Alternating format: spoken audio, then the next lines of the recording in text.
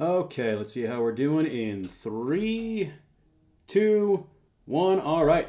Hey, everybody. Coach Mark here. We're doing another Extemporaneous Live. And what I'm going to be going over today is discussing an 8-week carry and sprint program for the strongman athlete.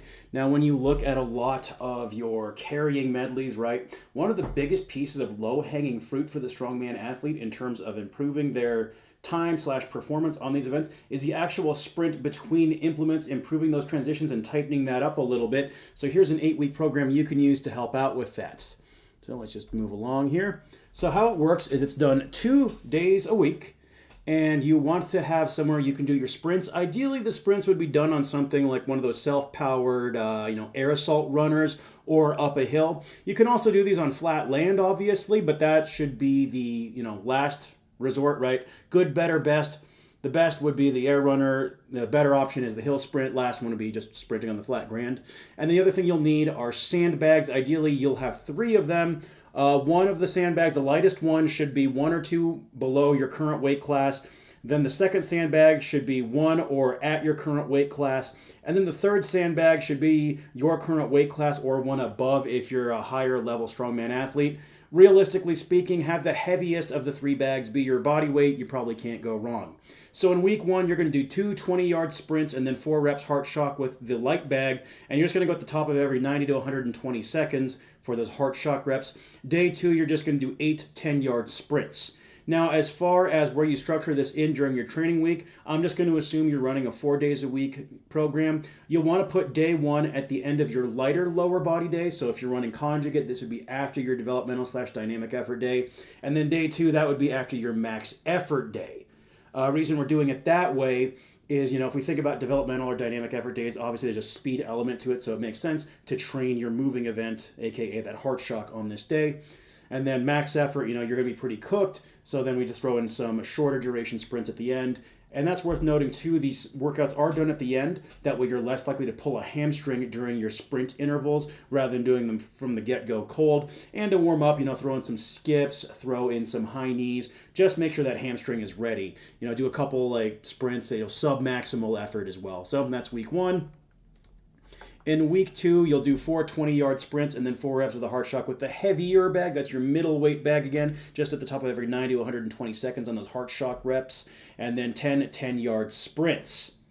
In week 3, it will be 2 rounds of 3 reps of heart shock, resting as needed with your light bag, and then 3 20-yard sprints. Then day 2 is 6 15-yard sprints. Week 4, 3 rounds of 25-yard sprints, and then 2 rounds of 2 reps of heart shock with your middle or heavier bag. Day 2 is 10 10-yard sprints. Week 5, we're going to do 1 round of 4 reps heart shock with that middleweight heavier bag, then 4 25-yard sprints. Day 2 is 6 15-yard sprints. Week 7, 3 25-yard sprints, and then 2 reps for 1 set with heart shock with the heaviest bag. So for most of you, this is going to be your body weight bag. For those among us who are more, beast than regular, you're going to be using a bag that's 1 above your weight class. Now for day 2, that's going to be 6 15-yard sprints. Week 7, 2 rounds of 2 rep heart shock with the heaviest bag, then 2 30-yard sprints. Day 2 is 4 20-yard sprints. Then lastly, in week 8, it culminates into 1 25-yard sprint and then 2 rounds of 3 reps heart shock with the heaviest bag. Your long-term goal here on the heart shock is you should be able to do 3 reps with a sandbag at or above your body weight in under 90 seconds, sub 75 seconds being kind of that really big gold star, gold standard. 90 seconds, though, is going to be highly competitive at the regional level. And then day 2 is 8 rounds of 15-yard sprints.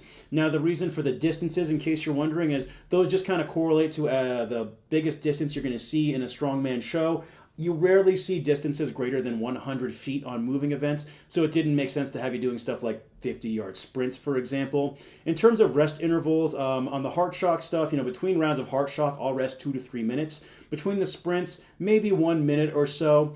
Especially with the sprints, we're not thinking that we're trying to turn you into Usain Bolt. We're just making sure you actually know how to sprint, right? Strongman is not as static of a sport as, say, powerlifting. There's more demands, more athleticism is necessary. So this is a good little 8-week program to see how you might go about hedging your bets and improving all aspects of those, carrying type methods medleys. This would be really good to run in the off season, or you could even run this, let's say if you're in a 12-week prep for a show, you could run something like this for the first 8 weeks with some modifications. Again, just a really quick expository live. Hope you folks found something useful. Let me know if you have any comments or questions down below in the comments section. Anything that I find particularly interesting, I'll actually turn that into another video. And also this weekend, look forward to my second video in the Conjugate Codex series, where I will be introducing the 3-effort model for conjugate training. I'll catch you folks